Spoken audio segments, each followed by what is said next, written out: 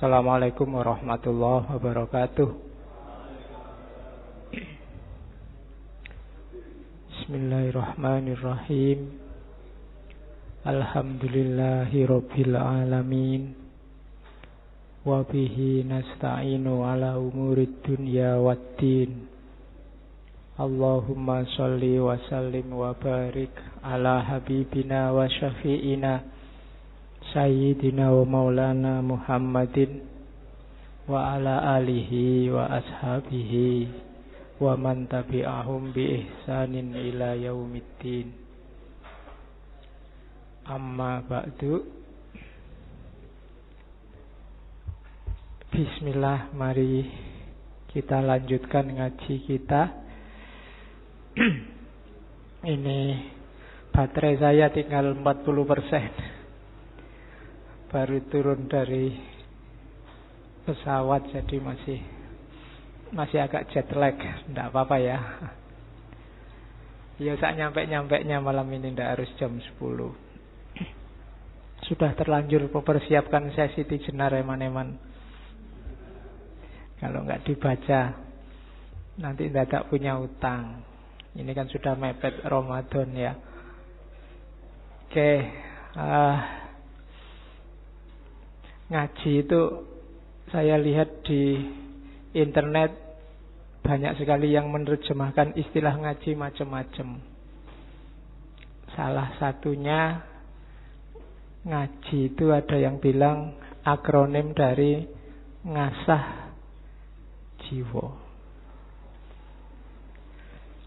Cuma seperti saya bilang tadi pagi di Jakarta, ngasah jiwa itu tidak ada gunanya kalau kita tidak ngerti apa itu jiwa. Makanya tadi ngomong tentang jiwa. Ya tak kasih bocoran sedikit. Wong ya sudah bocor di sana. Jadi kalau dalam Islam itu manusia itu komponennya tidak cuma dua, nggak cuma jasmani sama rohani, tapi 3. Jadi ada jasmani, ya ada rohani. Cuma rohani ini isinya 2. Yang pertama nafas, yang kedua roh. Kalau yang roh ini yang firman-Nya Allah, wa nafakha fihi min ruhi.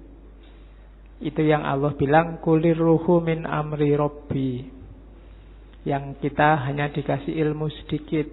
Kalau roh itu pasti baik, pasti jernih. Roh itulah cahaya Tuhan dalam dirimu.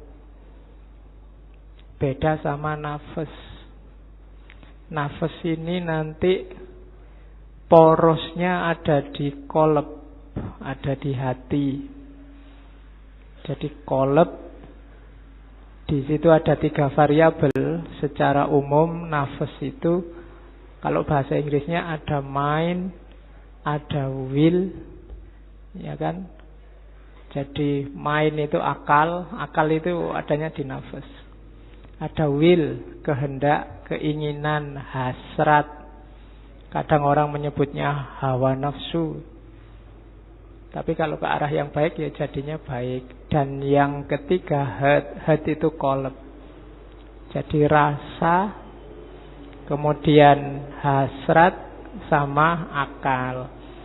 Jiwa ini ada di tengah-tengah. Dia madhep kemana? Kalau dia mengutamakan jasad, ya orangnya akan mengalami kegelapan. Tapi kalau dia nolehnya ke roh, mengutamakan cahaya, ya hidupnya akan bercahaya.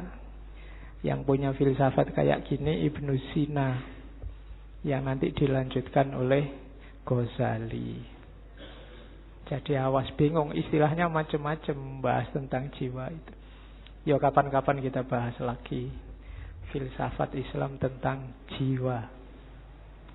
Oke, sekarang ke sini. Syekh Siti Jenar, tokoh yang kontroversial. Maka saya tidak akan cerita lagi. Dulu saya pernah ngomong panjang lebar tentang beliau, riwayat hidupnya, asal-usulnya, sekaligus kontroversinya. Yang saya baca di beberapa tulisan, saya tidak tahu benar apa enggak, banyak orang sekarang ngaku pewaris atau penerus ajarannya Syekh Siti Jenar. Ya ndak apa-apa, asal efeknya baik, ndak usah dimarahi. Biasanya kalau ada gitu-gitu kamu kan terus marah-marah. Buktinya apa, anunya apa kan gitu. Ya wis ben, sing penting efeknya baik. Oke. Nggak usah dimarah-marahin, nggak usah pamer, nggak usah sombong. Nanti dia malah tersinggung, nggak jadi penerusnya nanti. Malah minder, biar aja. Yang penting arahnya ke yang baik. Dan memang kontroversi, ya memang misterius. Kadang-kadang di antara keistimewaan yang diberikan pada Allah terhadap para kekasihnya itu misteriusnya itu. Kadang makamnya banyak, kadang banyak orang meriwayatkan ajarannya itu versinya macam-macam. Kayak dulu puisinya Hamzah Fansuri itu dibaca penyair, ya lahirnya tafsir versi penyair. Nanti dibaca sufi, lahirnya tafsir versi sufi. Dibaca anak-anak yang sedang jatuh cinta, yo kayak puisi cinta-cintaan. Semua level akal bisa menangkap. Itu diantara kadang-kadang kekasihnya Allah dikasih keistimewaan itu. Kalau yang itu tidak masalah. Menurut saya yang masalah adalah kalau kalian mencela padahal tidak tahu. Banyak kan ada juga yang pokoknya Syekh Siti Jenar itu murtad, Syekh Siti Jenar itu sesat. Ngerti bener ndak? Katanya Syekh Siti Jenar itu wahdatul wujud, dan wahdatul wujud itu sesat. Katanya Syekh Siti Jenar itu, dan itu katanya mungkin benar, cuma kapan itu ada yang tanya saya di Facebook, apa asli Pak Syekh Siti Jenar itu? Jangan-jangan cuma rekaan, jangan-jangan palsu. Katanya banyak orang kan sesat, kenapa masih diajarkan? Oke, ya tak jawab. Yang pertama, apapun, fenomena apapun, entitas apapun, ketika diizinkan oleh Allah muncul, ada hikmah di situ yang bisa kamu ambil. Termasuk kontroversi Syekh Siti Jenar. Yang kedua, hati-hati menjudgment, menilai ulama, ilmuwan, apalagi aulia. Jangan-jangan dia dicintai Allah benar. Nanti kalau kita maki-maki beliau, yang mencintainya tidak rela. Manusia kan kadang-kadang juga gitu. Orangnya yang dicaci maki tidak masalah, tapi orang yang mencintai orang ini tidak rela kalau kekasihnya dimaki-maki. Jadi itu catatan kedua yang saya lihat mulai banyak menggejala hari ini. Karena pro ulama tertentu, pro tokoh tertentu, terus maki-maki tokoh yang lain. Jangan-jangan tokoh yang lain itu justru yang disukai oleh Allah. Oke, makanya sekarang ndak usah ribet sama yang luar-luar, kita asah jiwa kita sendiri. Antara lain lewat belajar macam-macam hikmah. Kadang-kadang pikiran itu terbukanya tidak diduga. Belajar Syekh Siti Jenar, Syekh Abdul Qadir Jailani, Sunan Kalijogo, Hamzah Fansuri, nggak ada yang nyantol. Tiba-tiba membaca kalmak malah tercerahkan. Ada loh yang kayak gitu, ada mahasiswa, Pak, saya tidak suka tasawuf, tapi begitu membaca kalmak, ketika kalmak mengkritik agama, bagaimana orang beragama itu jadi candu, orang yang beragama hidupnya jadi pasif, nggak mau berjuang, dia tercerahkan. Itu kan bisa, memang jalurnya macam-macam. Justru dengan serangannya Nietzsche pada agama dia tercerahkan. Tapi bolak-balik ngaji Sunan Kalijogo, Syekh Siti Jenar, tidak paham belas, cuma dapatnya cuma wow gitu dok, tapi tidak tobat-tobat. tobatnya malah pas ketemu kalma. Kan bisa begitu. Makanya jelajahi aja semua hikmah. Siapa tahu ada 1, 2 yang menjadi lantaran kita tercerahkan. Ada beda antara tahu dan sadar. Banyak orang tahu tapi tidak sadar. Yang punya teori gini bukan ulama, tapi filosof Marxisme, namanya George Lucas. Bagi dia, ya meskipun konteksnya sebenarnya untuk kesadaran proletar, tapi dia punya teori, banyak orang yang hanya tahu, tapi belum sadar. Kalau orang sudah sadar, itu tidak usah disuruh, dia gerak sendiri. Itu berarti sudah sadar. Banyak yang tahu bahwa sholat tahajud itu penting, bagus, tapi yang sadar sholat tahajud tidak banyak. Banyak orang tahu yang kalau baca itu penting, apalagi bagi mahasiswa, tapi yang sadar rajin baca jarang. Cuma tahu. Jadi ada jarak antara sadar dan tahu. Kalian ngaji sampai beratus-ratus seri, itu mungkin tahumu sangat banyak. Tapi kok hidupmu tidak berubah-berubah, berarti sadarnya yang kurang. Pengetahuannya numpuk di sini semua, tapi tidak ada satupun yang operatif. Maka setelah tahu harusnya sadar. Setelah sadar ada perubahan ke arah yang lebih baik. Oke. Dan itu yang nanti diserang oleh Syekh Siti Jenar, khususnya dalam hal ibadah, khususnya sholat. Dulu saya sudah ngasih beberapa pengantar seperti apa tipenya seorang Siti Jenar. Oke. Langsung saya masuk ke sini, tidak usah repot dengan siapa dia, tahun berapa lahir, aslinya dari mana, dan seterusnya. Cari di rekaman sebelumnya. Ya. Saya mulai dari ini. Ini kalau kemarin Syekh Abdul Qadir Jailani saya banyak ngambil dari Sirrul Asrar, kali ini saya ngambilnya dari serat Syekh Siti Jenar. Kan ada serat Siti Jenar. Yang di situ ceritanya nggak cuma tentang Siti Jenar, nanti ada beberapa muridnya. Oke. Yang pertama, ini saya potong, apa sih basis mode keberagamaannya Siti Jenar? Ya orang beragama kan pasti punya pola. Apa sih yang jadi pola keberagamaannya Syekh Siti Jenar? Itu dia ungkapkan ketika debat sama Sunan Bonang. Ketika Sunan Bonang undang Syekh Siti Jenar. Jadi modusnya apa? Yang pertama, ya, itu kalimatnya begitu. Bonang, kamu ngundang saya datang di Demak. Saya males untuk datang sebab saya merasa tidak di bawah atau diperintah oleh siapapun kecuali oleh hati saya.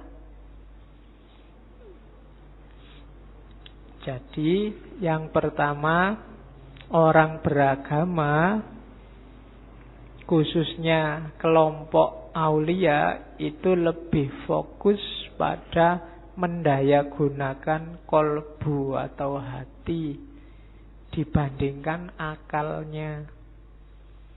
Kadang-kadang orang menyebutnya mata batin. Jadi olah jiwa.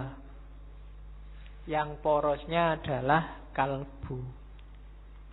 Kalau kalbunya, saya bilang tadi di awal, kalbunya menghadapnya ke ar-ruh tadi yang sumbernya Allah, menghadapnya ke cahaya. Karena kalbunya jernih, menghadap ke cahaya, maka kalbunya juga bersinar. Kalau ada apa-apa, minta fatwa hatinya. Tapi kalau kalbumu menghadapnya ke jasad, yang diopeni nafsu, hasrat duniawi, ya kalau kamu minta fatwa kalbumu, kalbumu akan memfatwakan hal-hal duniawi. Kalau gak percaya, kamu tanya sendiri sekarang. Kalau kamu tanya hatimu, yang paling enak saat ini apa? Coba jujurlah dengan dirimu. Itu jawabannya hatimu kira-kira apa? Kalau isinya barang-barang duniawi, misalnya IP 4 Pak, dapat pacar segera, lulus langsung kawin, kemudian apa namanya cita-citamu? HP terbaru, apa S8, terus apalagi? Kalau isinya cuma itu yang kamu inginkan, ya berarti hatimu madepnya ke jasad. Atau tanyalah kira-kira ada nggak cita-cita spiritualmu? Punya. Selama ini kan kalau ada orang tanya cita-cita, selalu jawabanmu kan cita-cita dunia. Jadi pilot, kuliah filsafat, cita-citanya pilot. Nggak ngerti aku pikiranmu. Jadi itu kan cita-cita dunia. Jajal, kamu punya nggak cita-cita rohani? Kalau di tasawuf kan ada makom-makom. Punya nggak misalnya Pak, nanti umur 40 saya pinginnya sudah mencapai makom apa, sudah bisa tawakal bagus, sudah bisa jadi orang sabar, sudah. Itu cita-cita spiritual. Coba kalian punya apa enggak? Kalau enggak punya, jangan-jangan sama kayak saya. Yo ayo latihan, bikin target-target. Misalnya Ramadan tahun ini Pak, saya mau latihan menahan diri. Tidak total sih Pak, menahan diri dari gosip, baik lewat mulut maupun lewat medsos misalnya. Loh, tidak apa-apa toh latihan wong 1 bulan aja. Kalau 1 bulan kuat berarti ini bisa dilanjutin. Itu namanya cita-cita spiritual.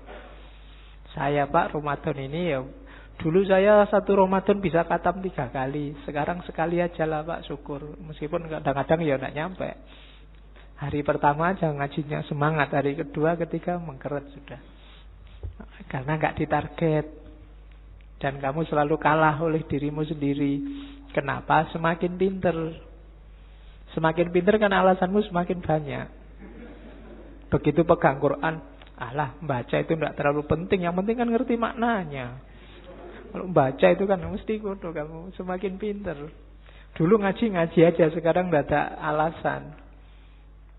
Yang penting menghayati kan, gak usah wirid panjang-panjang. Yang penting nyambung sama Allah, hatinya ikut kan beres. Ngapain baca banyak-banyak kan sekarang gitu. Akhirnya dua-duanya gak jalan. Menghayati juga ndak, banyak juga ndak. Nah, itu kalah sama dirinya sendiri. Maka Syekh Siti Jenar ndak ada yang bisa merintah saya kecuali hatiku. Diperintah oleh siapapun, kalau hatimu nggak berkenan, perbuatanmu nggak bernilai. Kenapa? Karena pasti tidak ikhlas, tidak sukarela. Janjane, apa bahasa Indonesia ini janjane itu? Sebenarnya yang bisa merintah kamu itu hatimu. Itu tadi yang saya sebut kesadaran. Sholat tanpa kesadaran tidak akan ada nilainya. Kenapa kamu sholat terpaksa Pak? Saya kan Islam, jadi sholat aja terpaksa. Resiko Pak jadi orang Islam, sholatnya resiko. Bukan karena kesadaran. Ada orang bilang sholat itu ya jangan kewajiban, tapi kebutuhan. Belum, pertama-tama bukan kebutuhan tapi kesadaran. Kesadaran itu berarti hatimu seneng, diperintah, condong, dan rela. Kalau kebutuhan itu kadang-kadang tidak rela ya, karena butuh aja. Tapi kalau hatinya rela itu tidak butuh pun mau. Tidak ada manfaatnya pun ayo tidak masalah. Itu berarti rela. Terus perintah hati itu yang saya turutinya. Selain itu tidak ada yang saya patuhi perintahnya. Bukankah kita sesama mayat? Mengapa seseorang memerintah orang lain? Manusia itu sama satu dengan yang lain. Sama-sama tidak mengetahui siapa yang sukma itu. Yang disembah itu hanya namanya saja. Meskipun demikian, ia bersikap sombong dan merasa berkuasa memerintah sesama bangkai. Ini kayak Syekh Siti Jenar, dulu saya bilang Syekh Siti Jenar itu dibalik. Hidup yang sejati itu besok. hari ini itu kematian, kesengsaraan dan kematian. Mungkin bisa dibandingkan dengan filsafatnya Buddhisme. Jadi hidup itu isinya penuh kesulitan, kesengsaraan dan kematian. Tidak masalah, asal dicermati benar, hidup yang akan datang harus benar-benar hidup. Kalau hidup yang akan datang tidak benar-benar hidup, kita rugi luar biasa. Wong hidup sekarang sudah sengsara, besok kok ya sengsara lagi. Itu kan rugi namanya. Tapi kan di dunia sudah kaya Pak, sudah duitnya banyak Pak, istrinya cantik Pak, jangan dikira. Emangnya harta banyak terus enak, istri cantik terus enak? Ya mungkin dibandingkan yang istri jelek. Tapi tetap banyak sumpeknya. Ya dibandingkan yang tidak punya duit, yang banyak duit mungkin ada enaknya. Tapi banyak juga, tidak ada enak yang sempurna, enak yang tuntas di dunia ini. Sifatnya semua temporer. Barang enak apapun ada limitnya. Jadi semua yang ada di dunia ini limited edition. Tidak ada yang full. Apa wis, kamu suka apa wis? Suka kopi, mbok sak anu itu minuman semua kalau suka kopi. Paling dapat 3 gelas kamu sudah muntah. Dapat 5 gelas kamu sudah teler meskipun hanya kopi. Jadi tidak enak. Kurang tidak enak, lebih tidak enak. Itulah hidup hari ini, serba terbatas. Jadi kita ini kayak bangkai, katanya Syekh Siti Jenar. Wong kita sesama mayat kok berani-beraninya saling merentah. Kita ini levelnya sama, katanya Siti Jenar. Mbok ndak usah merentah-merentah gitu, itu kan memarahi Sunan Bonang. Mbok kita kerja sama saja, saling belajar. Wong kita itu ngaku nyembah-nyembah Tuhan, bela-bela Tuhan, mengagungkan Tuhan, Tuhannya sendiri kita tidak kenal. Itu cuma perkiraan-perkiraan. Kita ngertinya cuma namanya saja. Kita nggak tahu hakikatnya apa. Itu pun sudah sombong. Mulut kita bilang Allahu Akbar, tapi yo kelihatan tidak ngerti maknanya Allahu Akbar itu apa. Karena ada yang Allahu Akbar sambil mentung, sambil mendelik, sambil... Lu kan banyak hari ini begitu. Begitu ada orang Allahu Akbar, kamu kan kaget luar biasa. Mungkin takut malahan. Jangan-jangan ada apa ini, mesti begitu. Oke, jadi mode keberagamaannya yang pertama mengikuti suara hati yang jernih, yang bercahaya. Yang kedua menyadari kerendahan diri. Kita itu bangkai, maka tidak usah sombong. Pengetahuan kita juga apa sih, wong kita itu sangat terbatas. Dan makanya kita harus egaliter, tidak saling menindas, tidak saling merentah. Itu dari serat Siti Jenar. Terus dari serat Siti Jenar. Lah kalau begitu senjatanya apa hidup ini? Apa panca indera, apa akal? Katanya Siti Jenar, ya panca indera iyalah, tapi banyak kelemahannya. Akal juga iya, tapi banyak juga kelemahannya. Kenapa? Hidup itu dinamis. Hidup itu bersifat baru dan dilengkapi dengan panca indera. Panca indera ini merupakan barang pinjaman yang jika sudah diminta oleh yang punya akan menjadi tanah dan membusuk, hancur lebur, bersifat najis. Oleh karena itu, panca indera tidak dapat dipakai sebagai pedoman. Yang kamu lihat hari ini cakep, percayalah tidak akan bertahan lama. 20, 30, 40 tahun lagi insya Allah sudah selesai cakepnya. Yang kamu lihat hari ini indah juga tidak akan tahan lama. Semuanya ada batasnya. Telinga juga begitu. Sekuat-kuatnya pendengaranmu, ya, pada titik tertentu akan berkurang fungsinya. Gigi, hidung, ya kan? Gigimu mungkin kamu masih muda, giginya masih kuat-kuat. Sebentar lagi goyang satu demi satu. Sekarang masih kuat makan daging, besok cuma kuatnya makan agar-agar. Kenapa? Giginya mulai rontok. Dulu waktu kamu pramukaan zaman aliyah, zaman sanawiyah, jalan berkilo-kilo santai ketawa-ketawa. Sekarang naik sepeda ontel dari sini sampai UIN sana sudah tobat-tobat. Kenapa? Ya diakui aja sudah yang namanya jasmani panca indera itu semakin susut kekuatannya. Terus lah kalau akal gimana?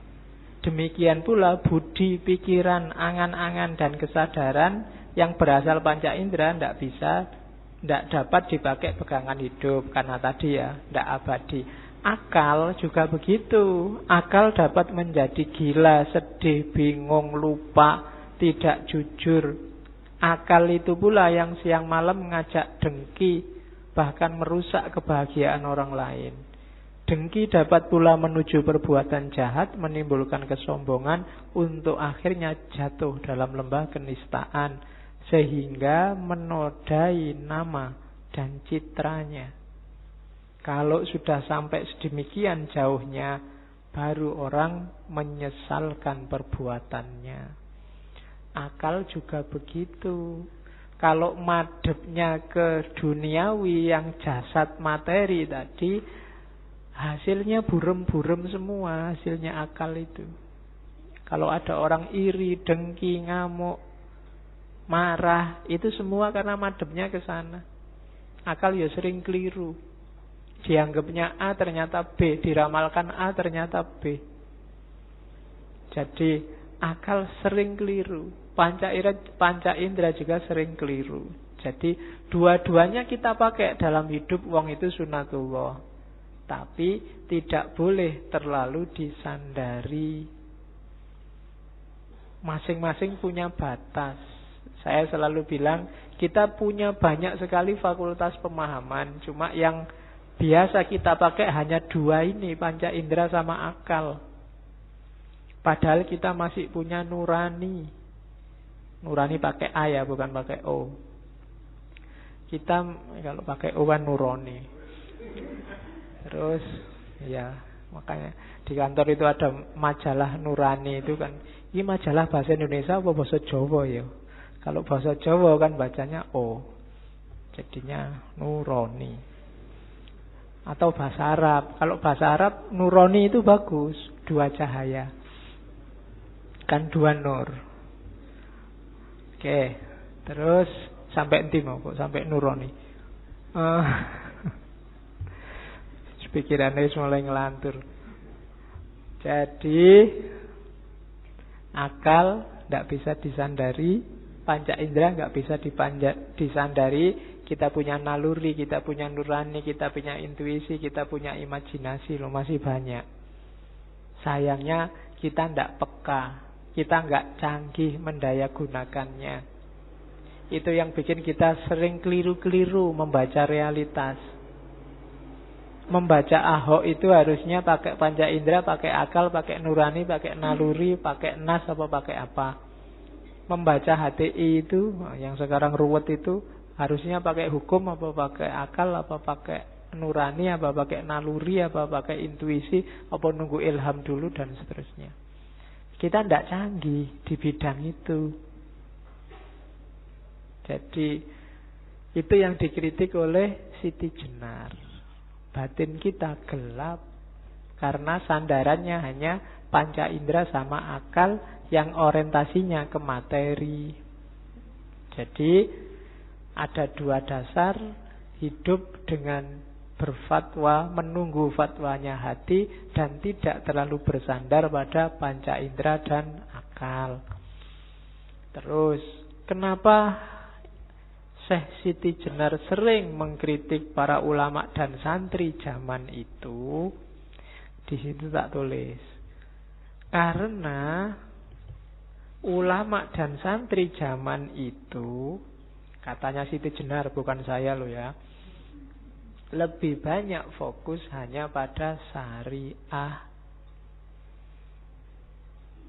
Syariah ajaran agama, bukan syariah usuluddin adab dakwah. Jadi hanya fokus pada syariah lahir, atau ya pakai istilah sembah raga. Orang disebut baik kalau aktivitas lahiriahnya kelihatan baik, sudah cocok sama syariat. Kalau naik motor kok ndak pegangan tangan, alhamdulillah itu berarti naik motornya syar'i. Loh, kan ndak boleh pegang tangan. Kan begitu pedomannya. Syariatnya kan begitu. Urusan kamu jatuh ya urusanmu. Yang penting ndak boleh pegang tangan kalau bukan muhrimnya. Karena ya itu tadi, sembah raga. Apa-apa diukur hanya kelihatannya. Dan yang kedua, modusnya adalah dogma dan ketakutan. Yang kedua, bujukan surga. Jadi katanya Syekh Siti Jenar, ulama sama santri itu modusnya cuma 3. Yang pertama, dogma. Dalilnya ada loh. Dalilnya apa sih? Ayatnya mana sih? Itu dogma. Yang kedua, ketakutan. Awas kamu kalau begitu neraka paling bawah lapis 7. Itu ketakutan. Kan akhirat itu kan ada basementnya ke bawah lapis 7, itu jatahnya neraka. Yang di atas itu lantai 1, 2, 3 sampai 7 jatahnya surga. Jadi bayanganku gitu, wong narasinya begitu. Kalau surga masuk naik ke atas, kalau neraka jatuhnya ke bawah. Nah, ketakutan. Jadi orang diancam terus. Dan yang ketiga, rayuan surga.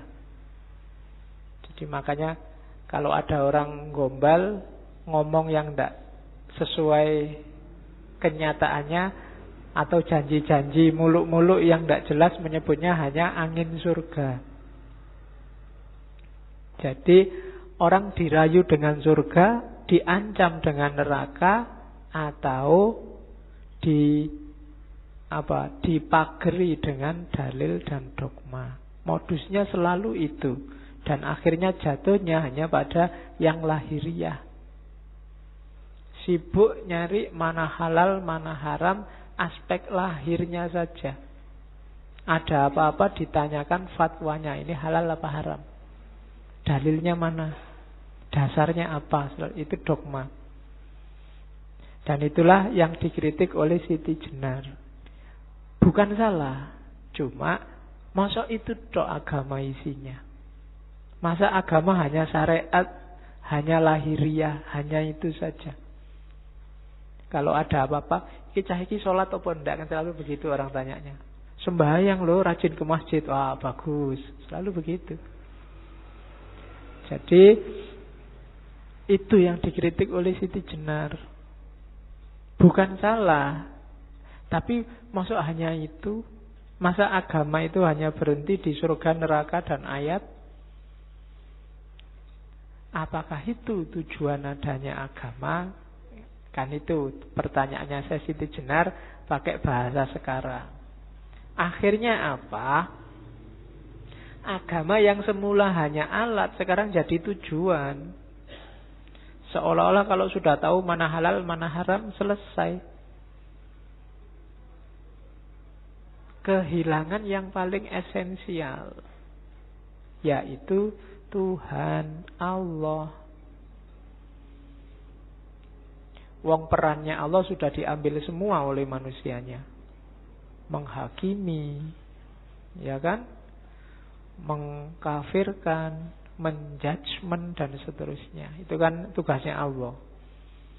Allah mau mengkafirkan sekarang tidak bisa, didului terus sama orang-orang. Mau ngecap kafir, sudah dikafirkan dulu. Jangan-jangan nanti Allah gengsi. Enggak jadi kafir, masa mau kafirkan dulu. Kan kita selalu mendului gitu. Itu jatahnya Allah. Dan kenapa kok kita ambil jatahnya Allah? Karena Allah ternyata tidak masuk dalam semesta urusan agama kita. Tidak masuk dalam pertimbangan keputusan kita.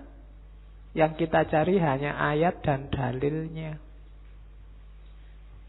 Nanti itu yang oleh Muhammad Arkun dulu disebut takdisul afkar ad-diniyah. Sakralisasi pemikiran keagamaan. Yang kita sakralkan bukan agamanya, tapi pikiran kita terhadap agama. Yang kita sucikan ternyata bukan Al-Qur'annya, tapi tafsir kita. Itu yang disebut takdisul afkar. Yang kita sembah-sembah, kita dewa-dewakan tafsir kita. Buktinya apa? Kita merasa tafsir kita pasti benar. Tidak mungkin keliru. Pemahaman kita mesti yang paling benar. Nah, itu berarti pikiran kita yang kita sakralkan. Tidak mungkin keliru, itu kan berarti sakral. Jadi ternyata dalam agama kita mensakralkan diri kita sendiri. Nah, itu yang dikritik oleh Siti Jenar. Jadi harusnya kan beragama tadi loh, membersihkan batin, hati sehingga jernih, tidak terlalu bergantung pada panca indera dan akal. Panca indera itu kan yang lihat yang fisik-fisik tadi, yang syariah tadi. Terus, nah, kenapa sih kok syariah saja tidak cukup? Ini kalimat yang sering disalahpahami orang. Dianggapnya Syekh Siti Jenar itu tidak sholat. Iya, kalau dibaca cuma satu syair, satu bait, satu paragraf. Para wali itu hampir, kita kan bolak-balik ngaji beberapa wali, kan tidak ada satupun yang bilang bahwa syariat itu tidak butuh. Bahkan dalam 24 jam kehidupan mereka, itu kan banyak kisah-kisah mereka bolak-balik sholat, puasa tidak berhenti-berhenti, malam tidak pernah tidur. Itu ngalang-ngalai kita jauh. Kita sih sibuk sholat zuhur, sholat asar, paling cuma 5 waktu itu. Para wali itu sudah hobinya itu, tidak butuh diperintah-perintah lagi. Puasa tiap hari, zakat, bahkan semua hartanya dikasih kalau ada yang minta. Ada yang jadi raja terus kerajaannya dikasih. Ada yang kaya raya, semua hartanya dikasih. Itu para wali. Jadi nggak usah dicek mereka sholat enggak ya, zakat enggak ya, puasa enggak ya. Oh, itu sudah hobinya. Jadi nggak usah dipertanyakan. Syariat itu kalau ya kayak kritiknya Siti Jenar tadi loh. Banyak ulama, banyak santri yang berhenti di syariat. Berhenti itu padahal tidak cukup itu sebenarnya. Jadi maka para wali jarang fokus di syariat. Kenapa? Syariat itu cuma terminal awal yang harus dilampaui. Makanya mereka fokusnya pada beyond syariat tadi. Makanya yang bercita-cita jadi wali, jangan, kenapa kok pengen jadi wali? Enak Pak, kelihatannya ndak sholat, ndak puasa, ndak. Coba dibaca kisah para wali itu. Justru mereka suka sekali melakukan apapun yang membuat Allah berkenan, yang semakin membuat mereka dekat sama Allah. Ada yang sehari semalam sholatnya bisa ratusan ribuan rakaat. Kalau contohnya minggu lalu, Syekh Abdul Qadir Jailani. Syekh Abdul Qadir Jailani itu kelihatan tidak ada tidurnya. Kalau habis subuh dia ngajar. Nanti sholat zuhur, habis zuhur dia buka praktek. Buka praktek dalam arti menerima tamu-tamu yang biasanya minta fatwa tentang hukum. Karena Syekh Abdul Qadir Jailani kan ahli fikih juga. Nanti habis asar sedekah, wajib itu. Habis asar apa yang dia punya diserahkan pada fakir miskin sebagian. Nanti maghrib makan.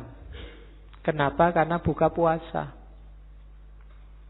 Jadi Maghrib makan dan cirinya tidak pernah mau makan sendirian, mesti nyari teman. Bedanya kita kalau mau makan enak sembunyi-sembunyi. Kecuali tidak punya duit buat ke warung baru nyari teman. Kalau Syekh Abdul Qadir Jailani tidak pernah makan sendirian, selalu nyari teman. Nanti Isya sholat, habis Isya ngajar lagi yang biasa ceramah banyak orang itu. Setelah itu ya sudah asyik sama Allah. Yang diceritakan Syekh Abdul Qadir Jailani ya kebiasaannya satu malam khatam Al-Quran sekali. Dan sering-sering wudunya sholat Isya itu belum batal sampai sholat subuh. Itu Syekh Abdul Qadir Jailani. Kalau kita kan juga sering begitu, cuma subuhnya jam 4:04. Terus Isya-nya jam 4 pas.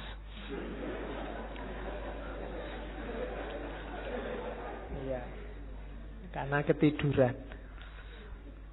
Oke. Nah, ini loh kritiknya Syekh Siti Jenar. Yang kesinggung jangan marah. Kan sekarang banyak orang marah-marah. Katanya Syekh Siti Jenar gini, syahadat, sholat, puasa itu sesuatu yang tidak diinginkan.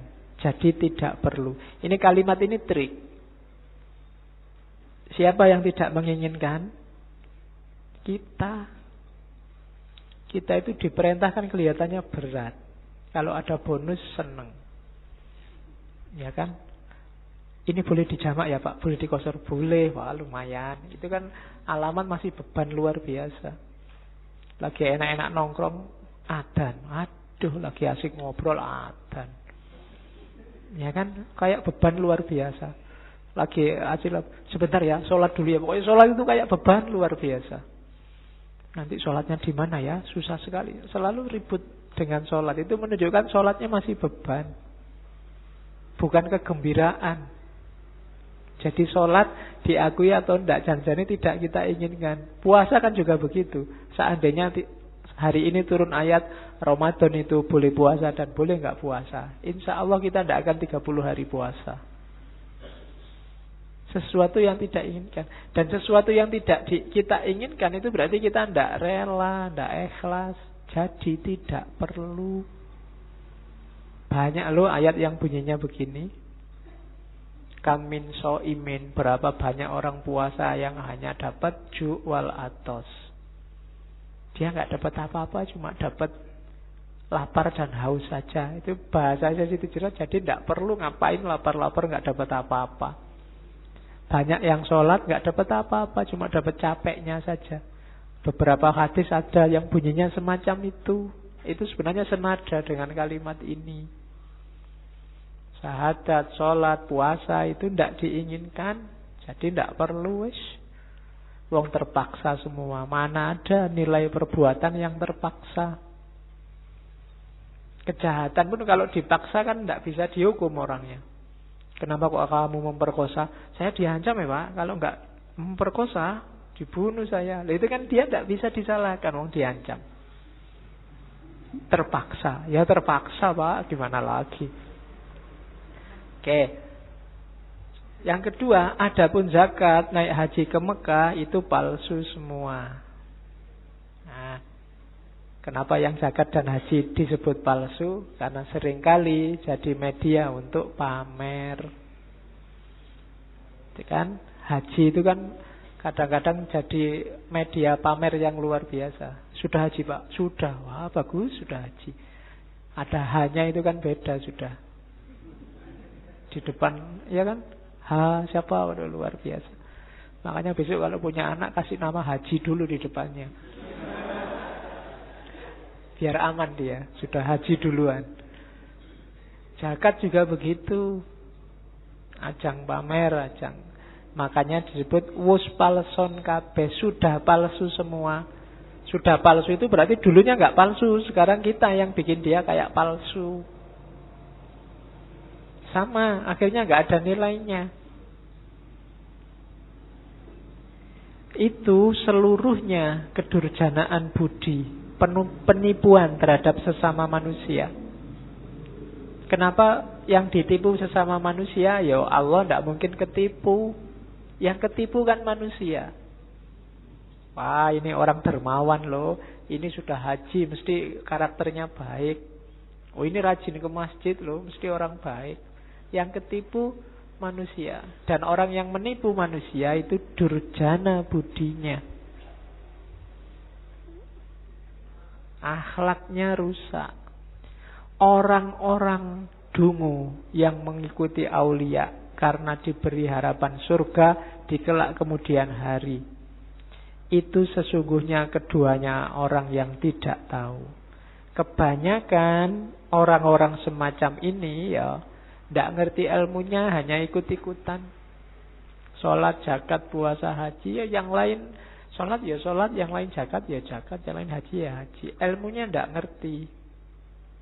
Jadi ajang pamer pencitraan bahwa saya sudah religius loh, aku ini orang soleh loh, dan seterusnya. Palsu semua.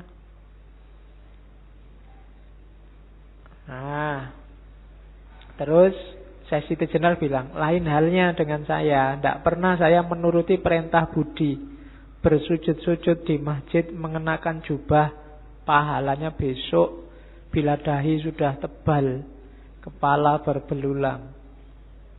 Jadi maksudnya aku tidak mau pamer-pamer kayak gitu, menunjukkan aku ini lo wali, aku ini lo orang soleh, aku ini lo ustad. Ya kan? Katanya Siti, enggak mau saya pamer-pamer kayak gitu. Itu pamer dahi segala. Kan ada. Ya ini enggak nyindir siapa. Kalimatnya memang begitu. Iya. Enggak, itu bukan dahi hitam. Dahi menjadi tebal. Sudah kapalan di sini karena terlalu sering sujud. Nah, ya. Saya enggak tahu bahasa Indonesianya kapalan itu apa? Kapalan. Iya. Kapalan kok di sini tidak enak ya. Enaknya di kaki, jadi kemana-mana naik kapal. Oke, sesungguhnya itu tidak masuk akal. Tidak usahlah mencitrakan dirimu lebih mulia, lebih alim, lebih soleh. Buat apa? Di dunia ini semua manusia sama. Mereka semua mengalami suka duka, menderita sakit, duka nestapa. Tidak beda dengan yang lain. Kita itu sama saja. Makanya tidak usahlah saling mencitrakan. Oleh karena itu saya, Siti Jenar, hanya setia pada satu hal saja, yaitu Gusti Zat Maulana. Saya hanya setia pada Allah saja, tidak akan pada manusia. Ada wali-wali yang wow, yang mukjizat, yang karomah, tidak. Saya tidak akan kagum. Dan aku juga tidak akan mencitrakan diriku, menyombongkan diriku, dan seterusnya. Jadi itulah titik-titik kepalsuannya. Bukan sholatnya salah, bukan puasanya salah, zakat hajinya salah, manusianya yang palsu semua. Oke. Terus sekarang katanya Siti Jenar, surga dan neraka itu bukan tujuan.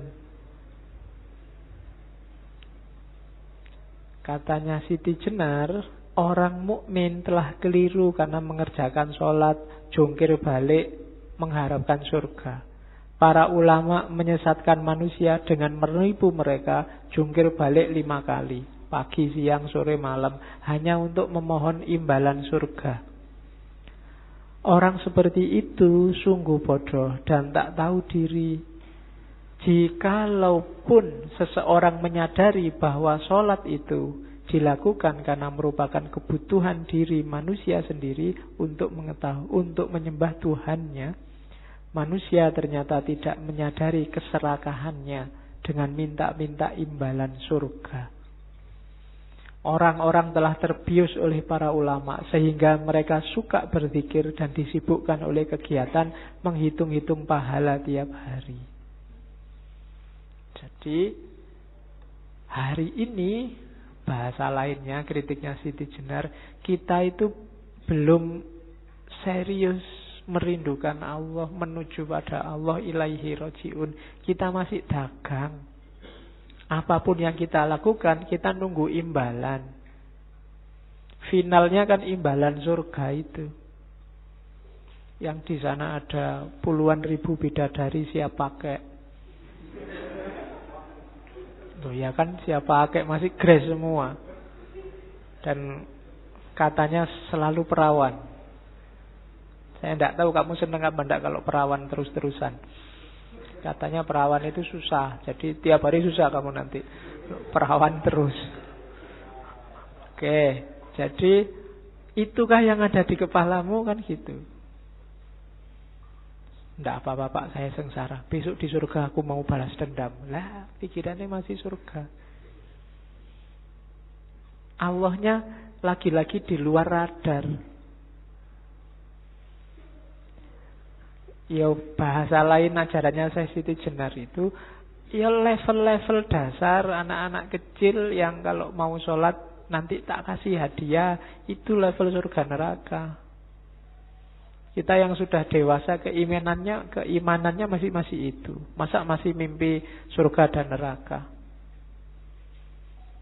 Milih mana? Dikasih surga dan neraka tapi tanpa Allah, atau misalnya begitu. Bisa saja surga neraka tapi tanpa Allah, kalau Allah mau. Atau Allah saja nggak dikasih surga neraka juga tidak apa-apa. Atau otomatis kalau kita dekat sama Allah dikasih surga. Atau sudahlah nggak usah dipikir imbalan itu.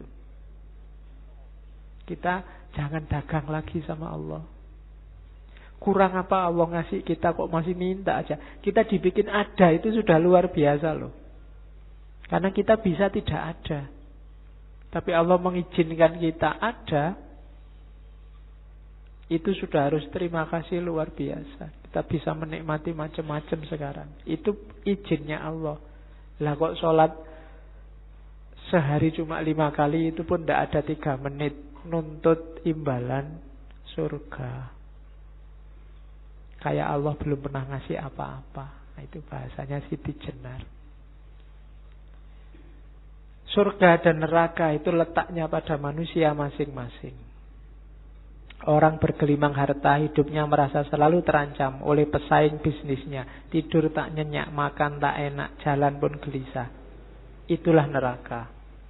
Sebaliknya, seorang petani di lereng gunung terpencil, hasil bercocok tanam cukup untuk makan sekeluarga, menempati rumah kecil yang tenang. Tiap sore dapat duduk santai di halaman rumah sambil memandang hamparan sawah hijau. Hatinya sesejuk udaranya, tenang jiwanya, itulah surga. Kehidupan ini telah memberi manusia mana surga, mana neraka. Kalau memang nyari surga neraka, ngapain sih nunggu besok? Ayo dibikin surga kita sendiri, sudah bisa, sudah cukup. Semua fasilitas yang diberikan Allah pada kita hari ini, itu sudah bisa menciptakan suasana surga. Kecuali kita sendiri yang tidak bersyukur. Apa sih yang kamu kurang? Apa sih yang kecuali hasratmu tidak jelas, minta macam-macam, tidak bisa menikmati yang sekarang kamu miliki. Kalau sudah menikmati apa saja yang dianugerahkan Allah, saat itu juga surga lahir. Biasanya orang itu fokus pada apa yang dia belum punya. Itu yang bikin orang susah bersyukur, tidak bisa menemukan surga. Uangnya banyak tapi tidak punya pacar, mesti yang dipikir urusan pacar ini terus.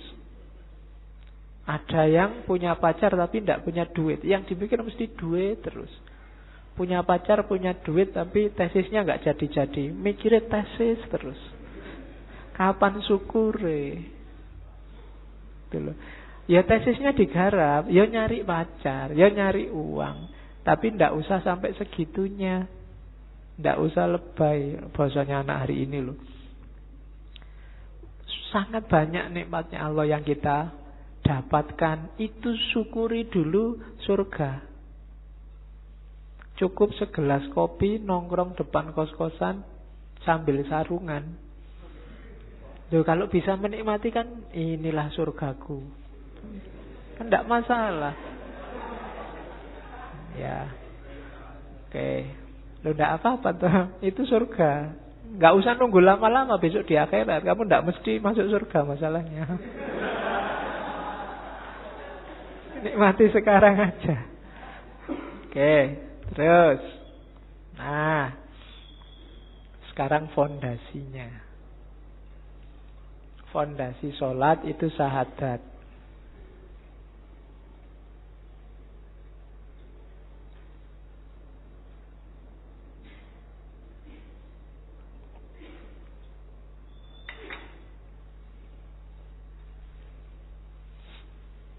Oke ya.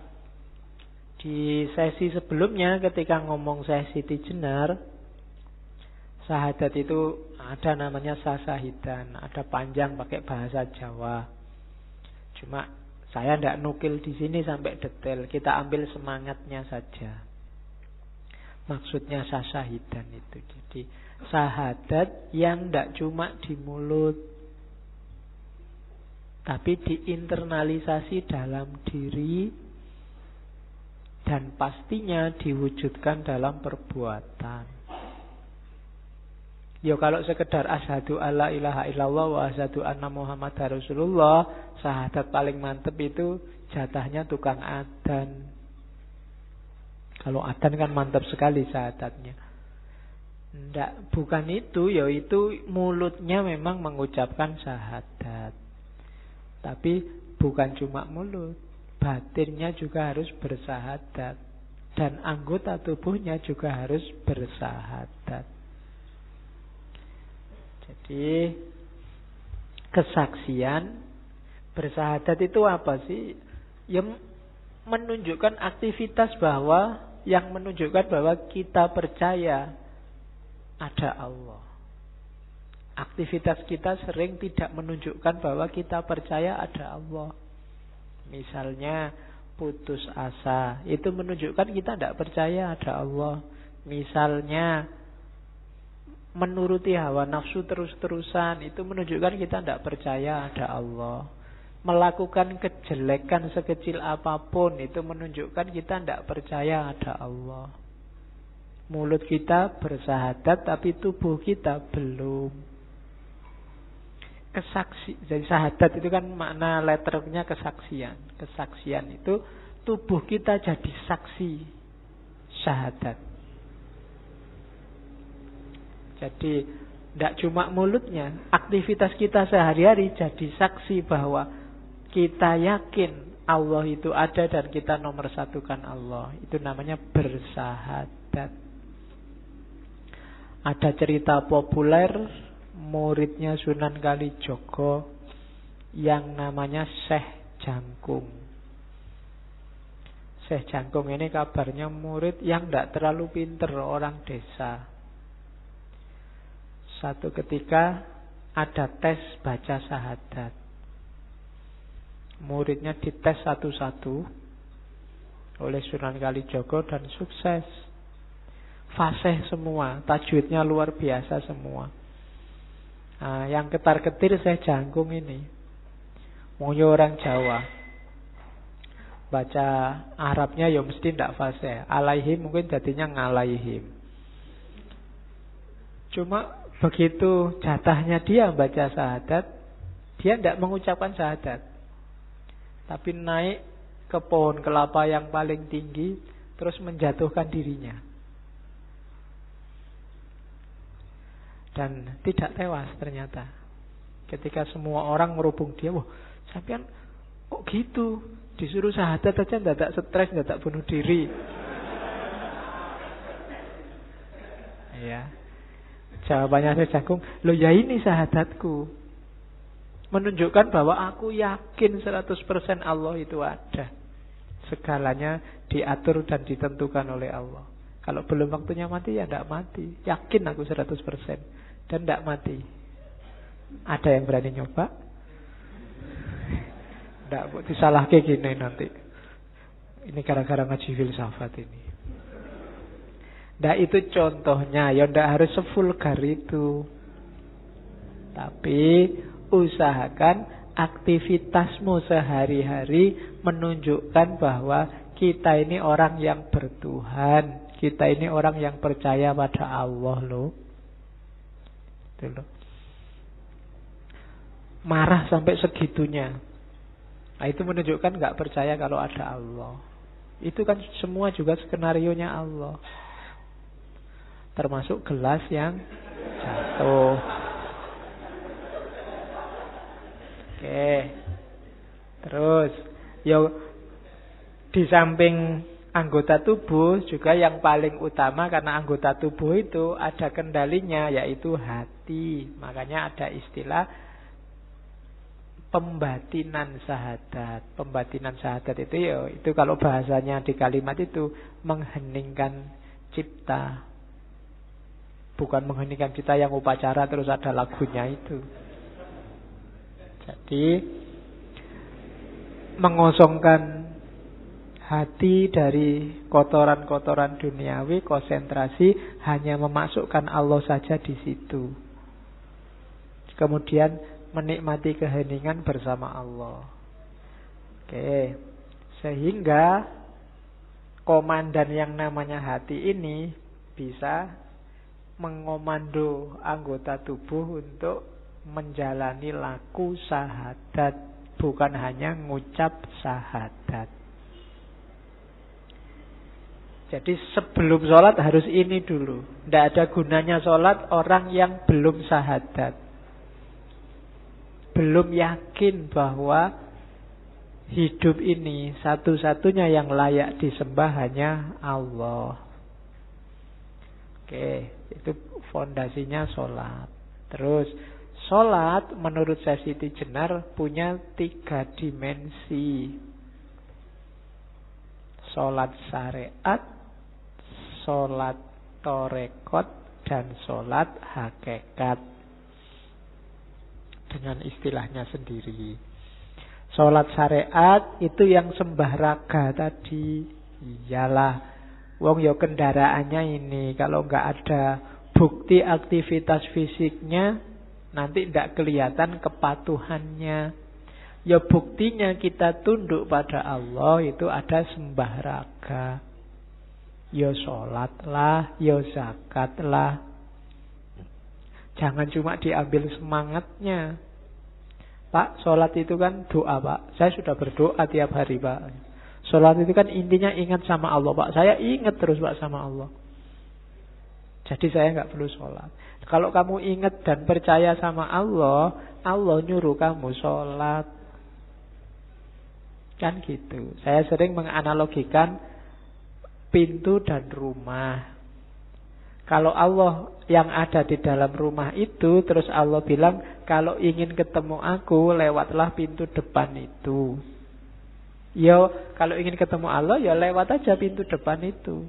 Itulah syariatnya. Tapi kan yang penting ingat, Pak, nggak harus lewat pintu depan itu, yang penting ketemu kan bisa lewat jendela misalnya. Loh, iya lewat jendela mungkin kamu bisa ketemu Allah. Tapi mungkin Allah tidak berkenan. Allah sudah bilang lewat pintu. Ya pintunya itu syariat. Itulah sembah raga. Bukan olahraga loh ya.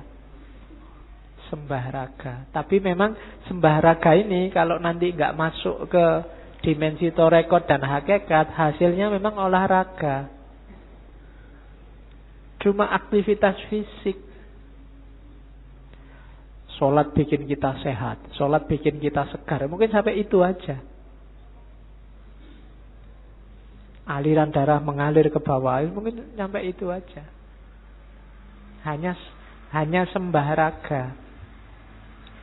Syaratnya kesucian fisik. Ya pakai air. Wudu, kalau yang punya hadas besar ya mandi.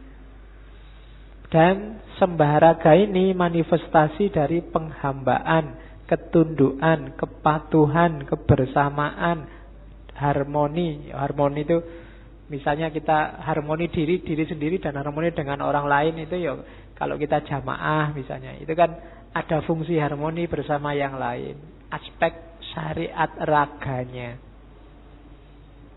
Ya, itulah bukti bahwa kita tunduk, bahwa kita patuh. Yo kayak kita upacara itu loh, pakai hormat terus tangannya diangkat.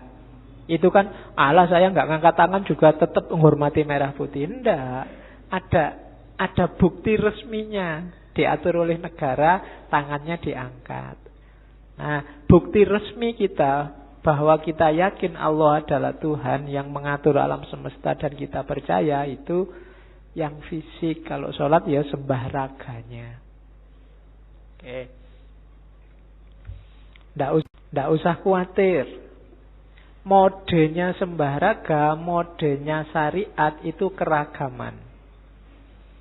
Jadi itu kalimatnya Siti Jenar, sholat 5 kali sehari, puji dan zikir itu adalah kebijaksanaan dalam hati menurut kehendak pribadi.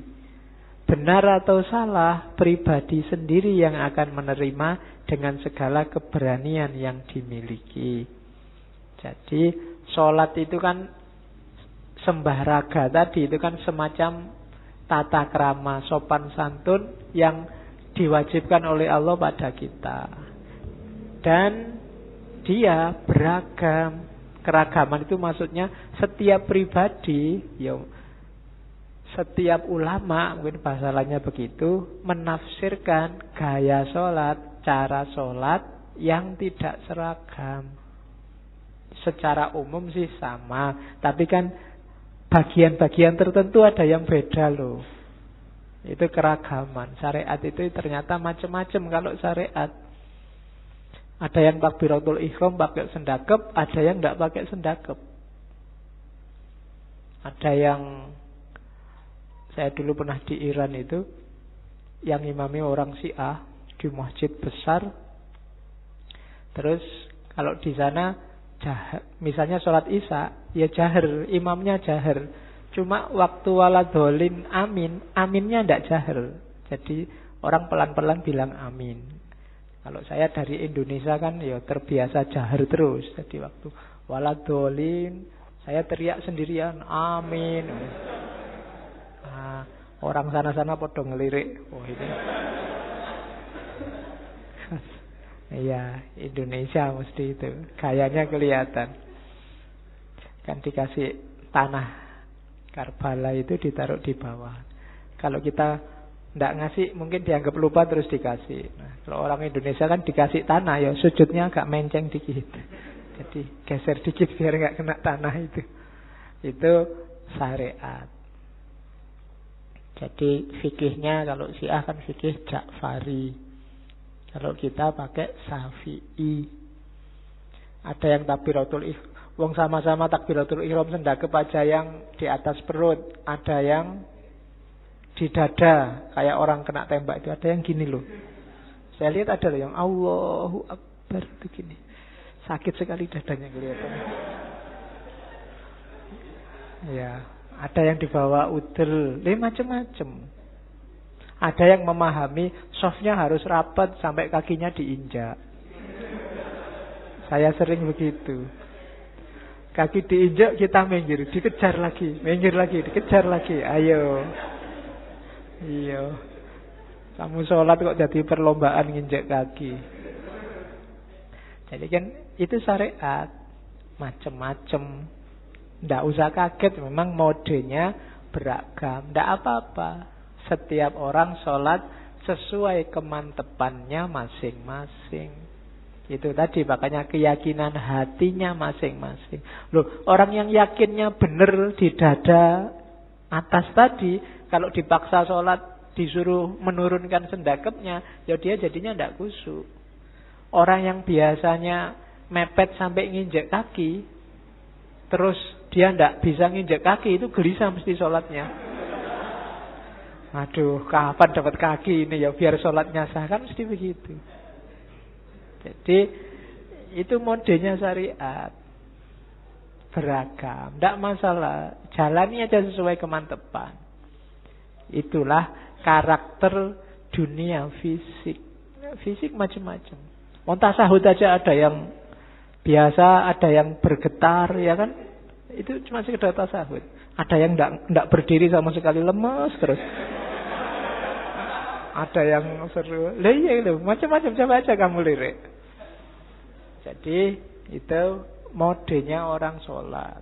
Ya monggo, masing-masing mazhab punya aturan sendiri. Terus itu level sembah raga. Naik kelas dikit ada namanya sholat torekot atau sholat torek. Ada yang bilang torek itu bukan torekot, tapi dari kata-kata taroki. Taroki itu naik, lawannya tanazul. Tanazul itu turun. Ya monggo lah. Tapi istilahnya memang namanya sholat torek. Sholat torek ini sembah cipta.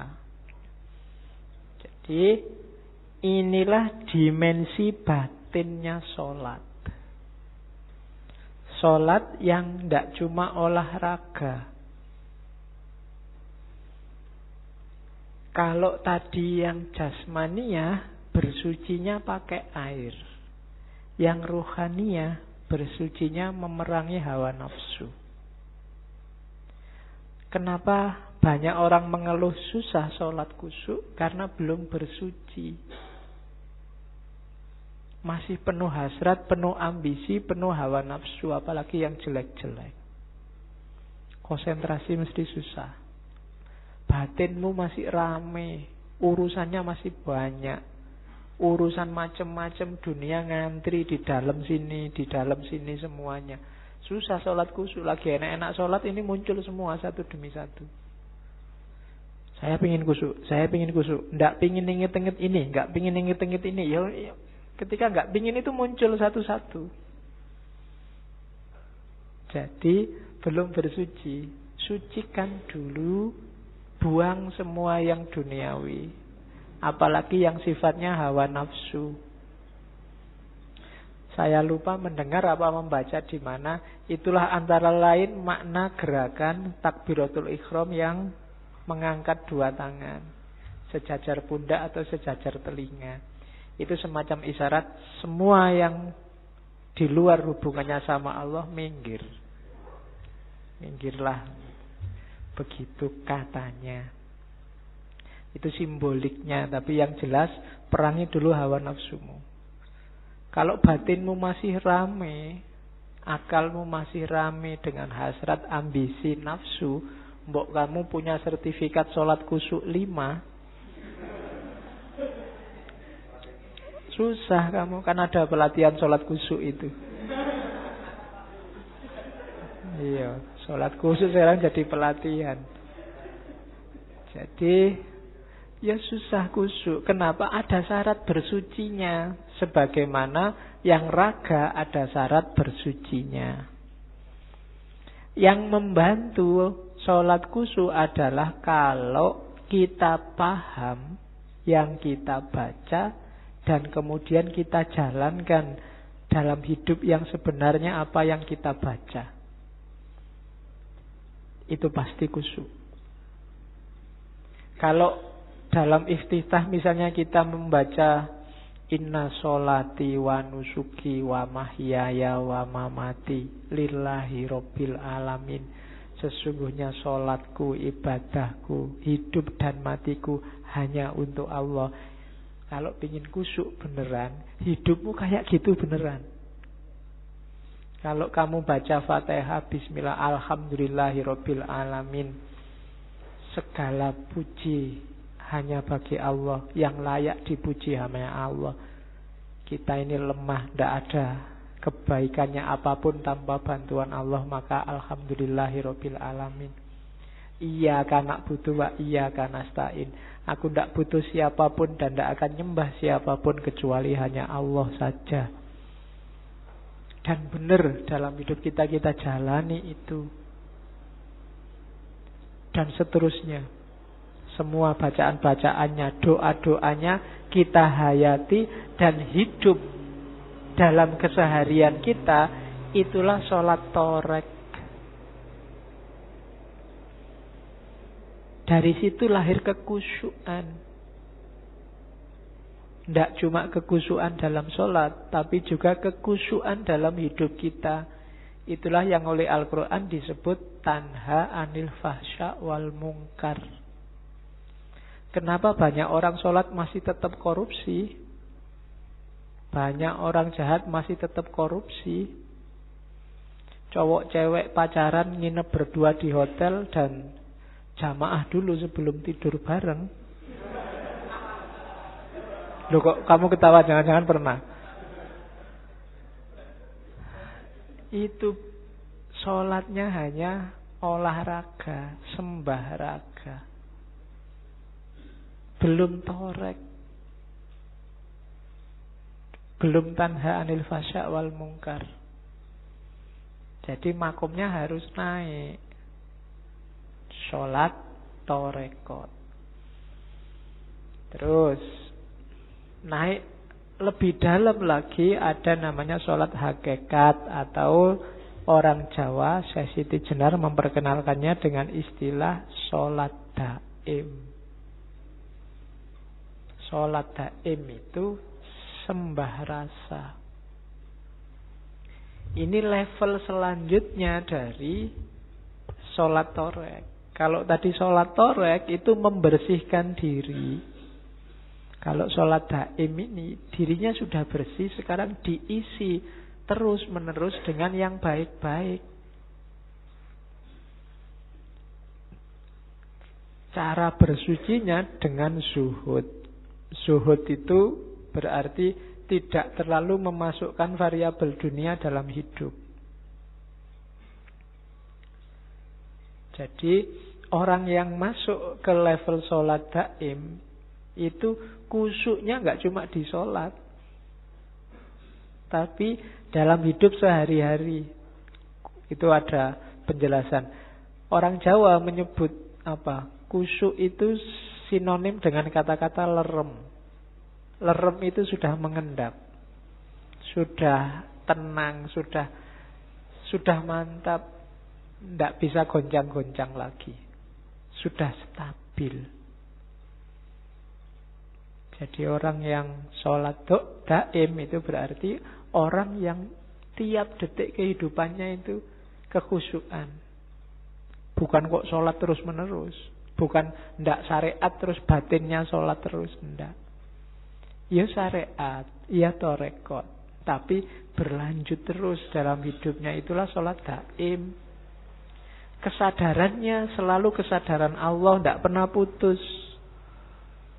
Menjauhkan diri dari perbuatan jelek dan mengisi dengan perbuatan baik dengan landasan kesadaran bahwa Allah selalu ada, menyertai. Dasarnya tadi kan syahadat. Oke. Hasilnya apa? Ketenangan, keteguhan, tidak mungkin was-was, tidak mungkin khawatir. Makomnya aulia, la khaufun alaihim walahum yahzanun. Kalau kita masih sering gelisah, masih sering was-was, sering khawatir oleh apapun, berarti belum masuk ke ranah sholat daim. Orang yang masuk ke makom sholat daim ini, day to day, detik per detik, hidupnya selalu bareng Allah. Namanya sembah rasa, sembah rasa. Jadi rasa hidupnya, cita rasa hidupnya itu sudah cita rasa Allah. Itu namanya sholat daim. Kalau sholat daim tidak berwaktu lagi, sudah terus menerus. Inilah sholat yang dibawa dalam kehidupan nyata. Bukan sholat yang hanya di dalam masjid, keluar masjid kumat seperti semula. Ya. Oke, terus ini dari serat Siti Jenar. Ini juga disalahpahami. Ada yang bilang gara-gara ini dianggap pengikutnya saya Siti Jenar itu tidak sholat, tidak Jumatan.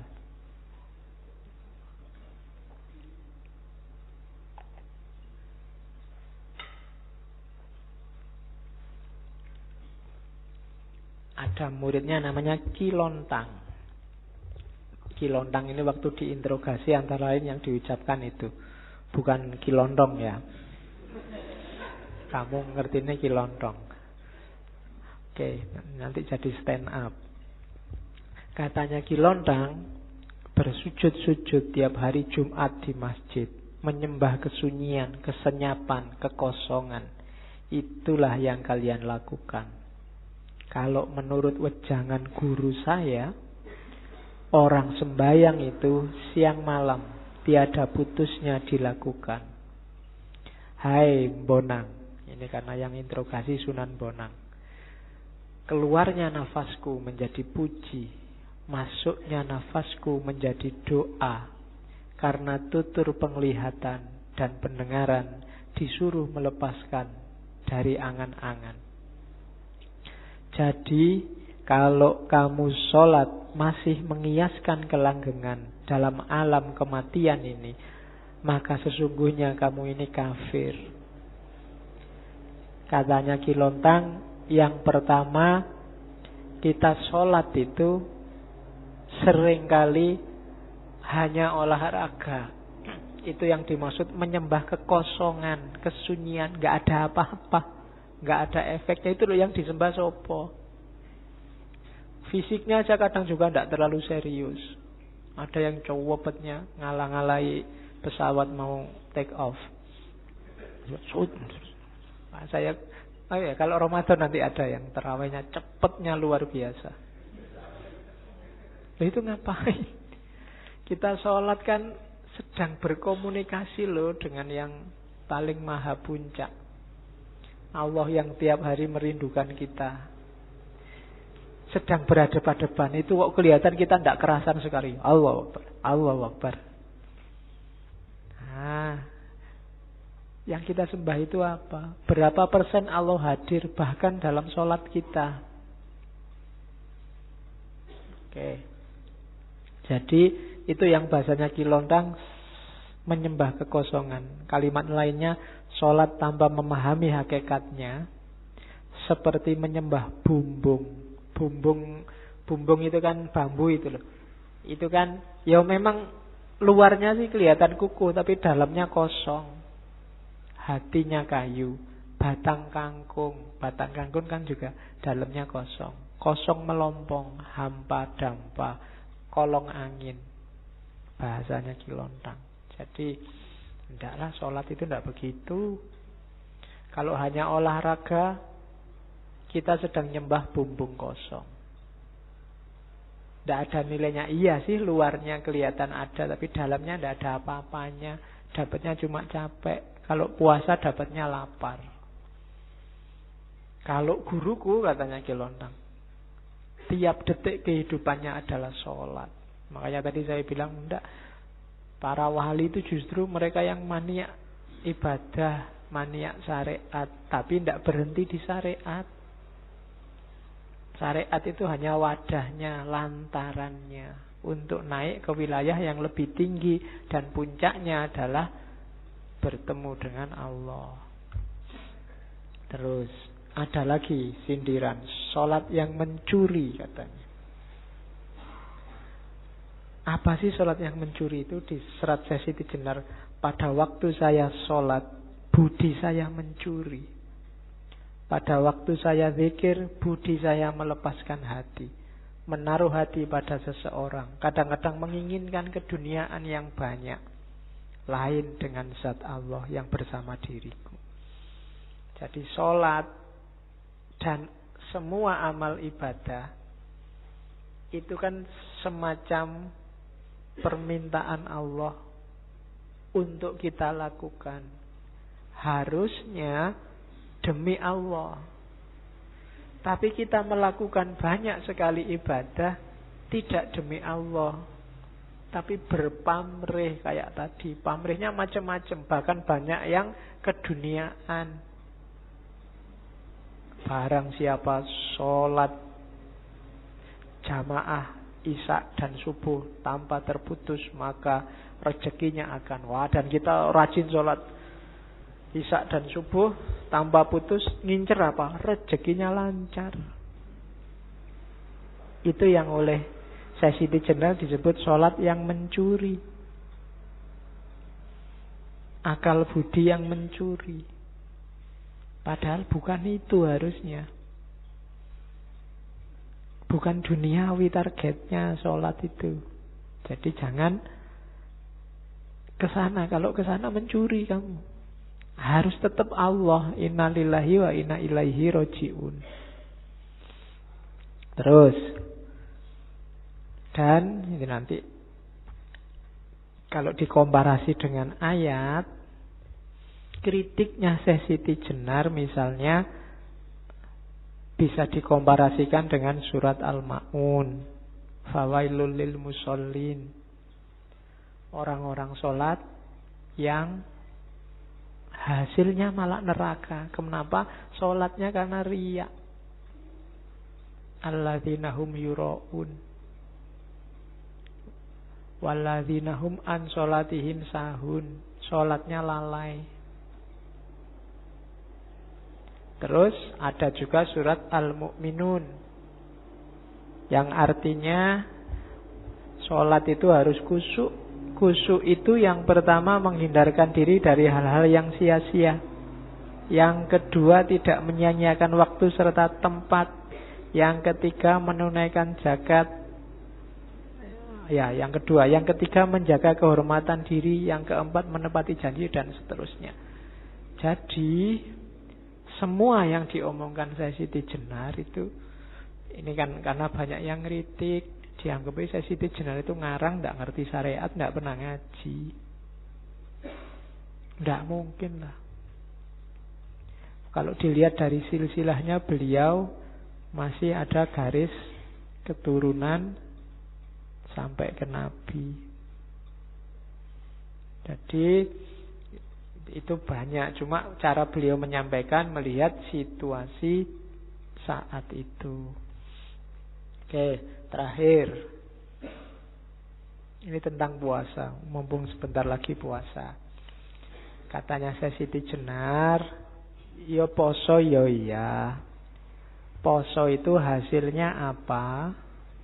Kemampuan untuk melaparkan diri. Ngelakoni weteng kudu luwe. Maksudnya apa? Kemampuan mengendalikan hawa nafsu. Itu panennya orang puasa.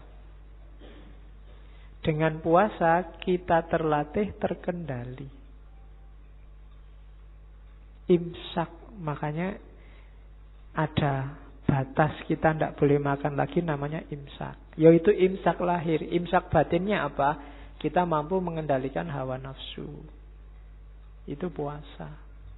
Jadi besok latihanlah mengendalikan diri. Tadi di awal saya bilang, mbok coba bikin target-target spiritual untuk 1 bulan besok. Entahlah kamu latihan apalah 1 bulan.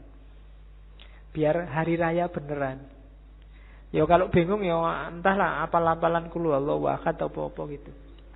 Itu target selama 1 bulan. Dan itulah namanya puasa hakiki. Hasilnya puasa hakiki itu jiwa yang bersih.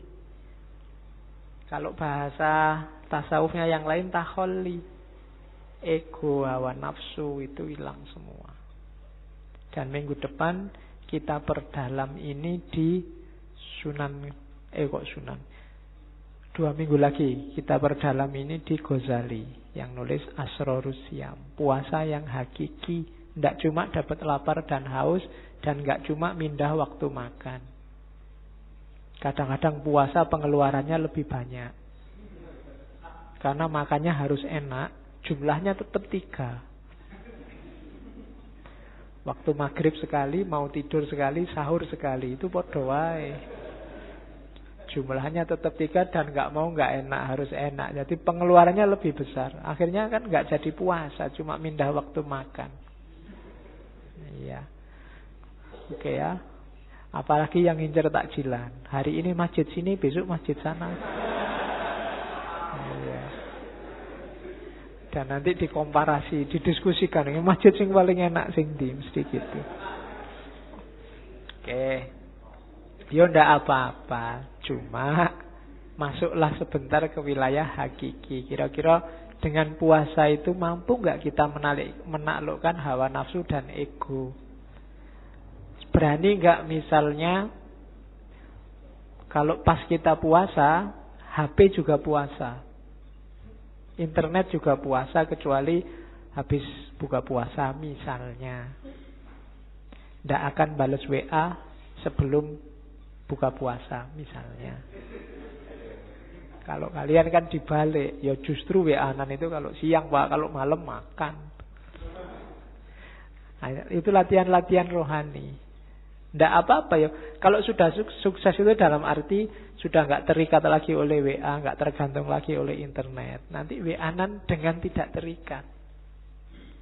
Hari ini kan kita terikat luar biasa. Banyak sekali hal-hal yang tidak harus bikin kita tergantung. Sekarang kita tergantung. Tergantung oleh listrik, tergantung oleh BBM, terus tergantung internet juga. Tergantung lagi, nggak cuma internetnya, Facebooknya sekarang bikin ketergantungan, WA-nya bikin ketergantungan, Twitternya bikin ketergantungan. Semakin berat kita menuju Allahus Shomad. Iyyaka na'budu wa iyyaka nasta'in. Resikonya kayak saya cerita tadi, susah untuk sholat khusyuk. Apalagi sholat torek, apalagi sholat daim. Makanya satu-satunya jalan apa? Latihan. Tidak usah ambisius, nggak usah, wah ini minggu depan saya mau jadi wali kayak saya Siti Jenar, nggak iso. Ya pelan-pelan, dikit-dikit, ditaklukkan pelan-pelan. Nafsu itu triknya di situ. Yang ambisius biasanya akhirnya malah kalah. Pelan-pelan, taklukkan pelan-pelan. Karena jiwa kita itu butuh pembiasaan. Kalau sudah terbiasa lebih gampang. Kalau drastis agak susah. Maka pelan-pelan ya. Kalau sholat kita hari ini Allah hanya 5% mewarnai, ya besok ditambah jadi 6%. Kalau kemarin ingat Allah itu awalnya saja Pak. Pas Allahu Akbar, setelah itu lupa. Ya nanti ditambahilah Allahu Akbar sampai Fatihah, ingat. Setelah itu agak lupa. Latihan kecil-kecil gini lama-lama jiwamu terbiasa. Itu yang perlu ditempuh. Oke, itu dulu ya Syekh Siti Jenar. Semoga ada yang bisa diambil dari beliau. Dan seperti saya bilang di awal, kita sudah capek berkontroversi, saatnya kita ambil hikmahnya dari ajaran-ajaran Syekh Siti Jenar. Syukur-syukur membuat perubahan, memunculkan kesadaran tadi, bukan cuma pengetahuan. Kurang lebihnya mohon maaf. Wallahul muwaffiq, wallahu a'lam bissawab. Wassalamualaikum warahmatullahi wabarakatuh.